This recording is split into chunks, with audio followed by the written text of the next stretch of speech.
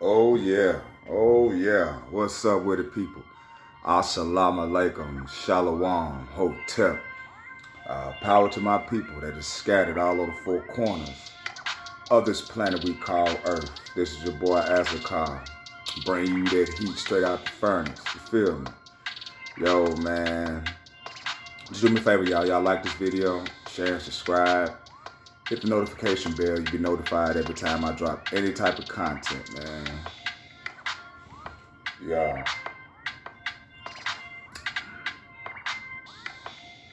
Stormy Monday.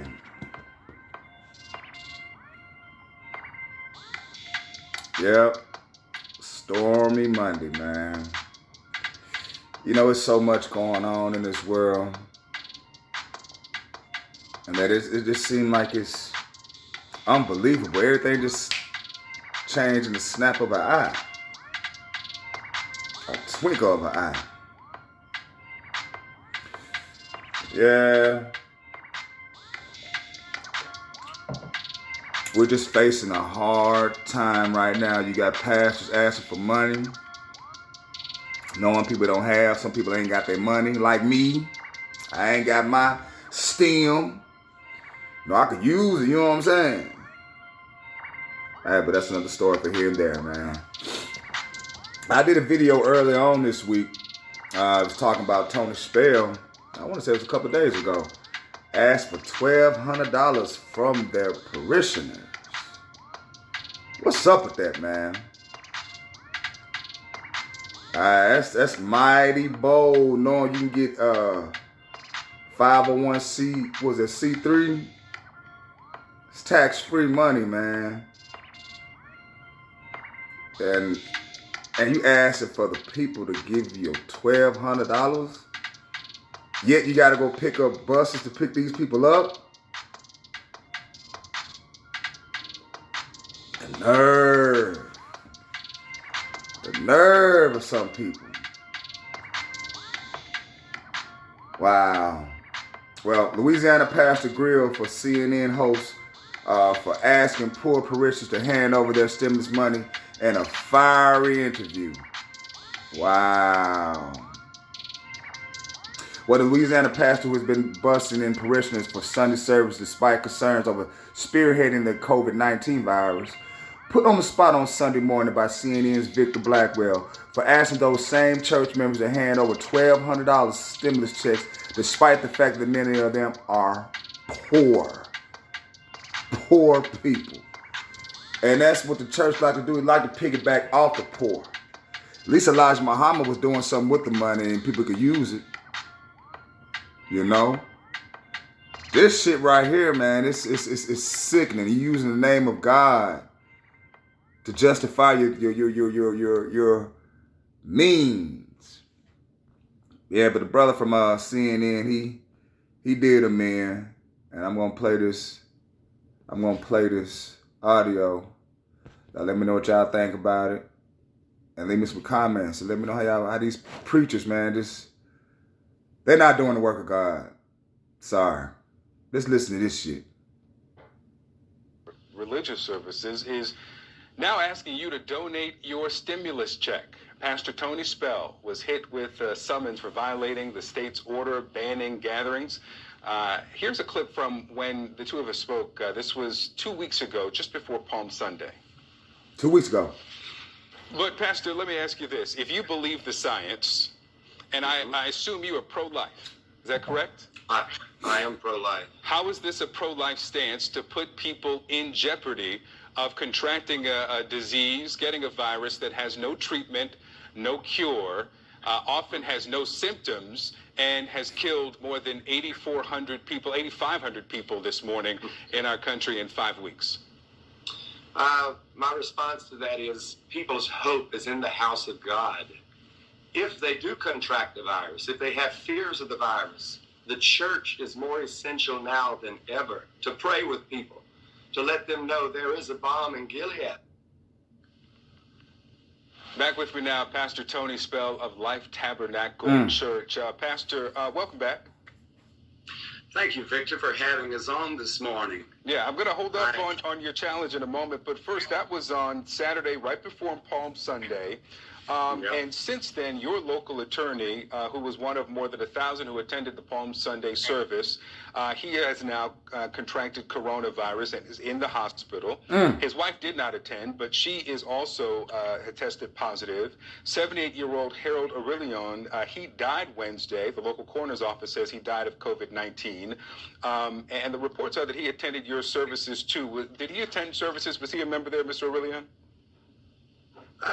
Victor, I want to say that the rights endowed to us by our Creator are inalienable. I may be defying our governing body's orders, but we are to obey God rather than man. Yes, all of these people do attend our services. However, you have no way to prove that they contracted this virus in our services any more than the hundreds of other places that they have. That is absolutely true. I think that is an important point, Pastor. My question, the follow-up then is, if you know that these people, and we know now that they have contracted the virus, have you reconsidered having these services online, considering that it could be spreading, if some people are asymptomatic, throughout the congregation when you put people together?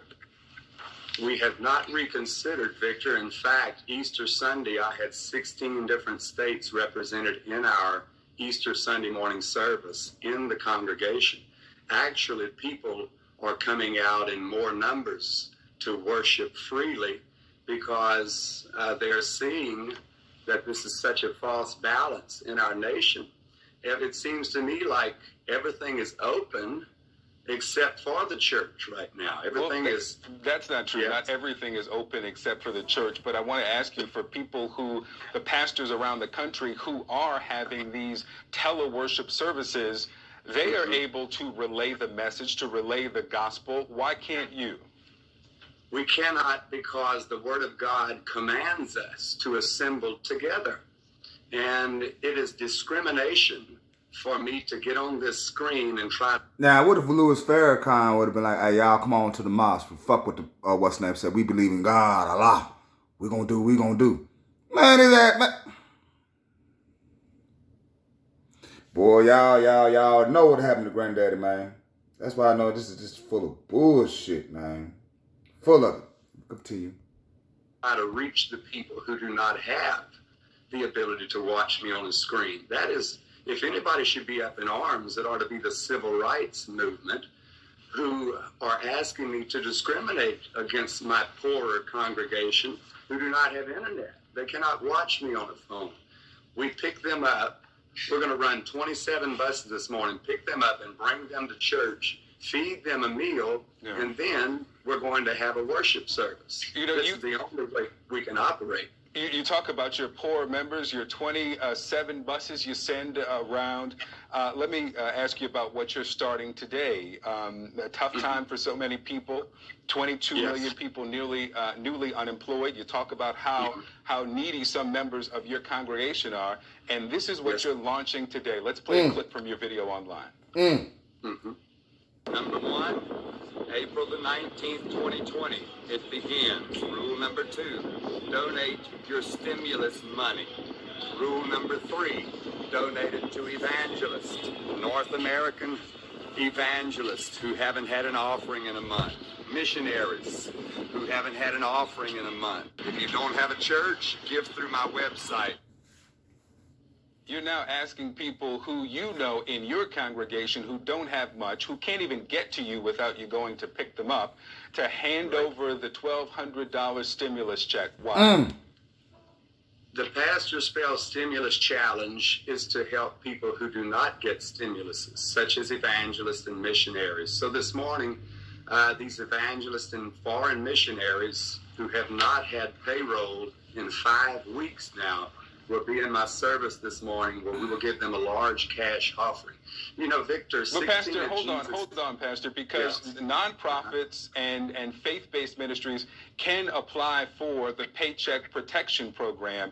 You can get the economic injury, but that is your choice. If you know that your people, Victor, I just made sure that I printed out On the Small that's Business fine. Administration website, you have the option. My question is, and I'll let you answer, I will let you answer, but to say that people who you know don't have much, you have to go and pick them up to bring them to your church, to then ask them to hand over the $1,200, the only money some people will have, and you have another option.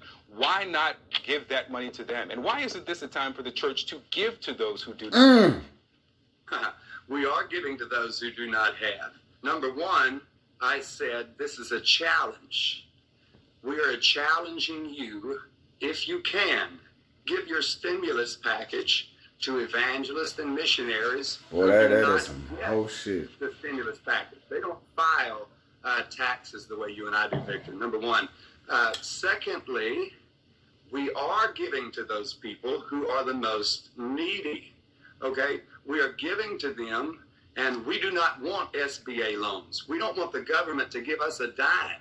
We are happy to provide for ourselves. Never will our federal or state government put one penny into our church, because the second they do, they control us. You are tax exempt, though, right? You are tax exempt, right? We are 501c3 tax exempt. See? Yes. Okay, so you'll accept that status, but not apply for the loan. Pastor Tony Ooh. Spell, I got you. Wow. Didn't I just say 501c3? Yeah, I may seem a little bold, but I'm not stupid or crazy. No, just bold a little. But do me a favor, y'all like this video, share, subscribe, hit that notification bell. You'll be notified every time I drop any type of content. Peace. Ball of Hagrease.